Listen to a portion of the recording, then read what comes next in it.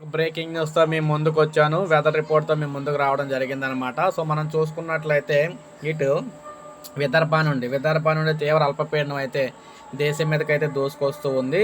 ఇక్కడ మీరు చూసుకున్నట్లయితే ఇలా గుజరాత్ నుంచి రాజస్థాన్, అలాగే మధ్యప్రదేశ్, అదేవిధంగా ఈ ఏరియాలో అల్పపీడనం అయితే కొనసాగుతుంది. అలాగే దాంతోపాటు మనం ఏపీ, తెలంగాణ చూసుకున్నట్లయితే ముఖ్యంగా ఇక్కడ ఒరిస్సా దగ్గర కొంతవరకు అల్పపీడన ప్రభావంతో అక్కడ వర్షాలు అయితే పడే అవకాశాలు ఉన్నాయి.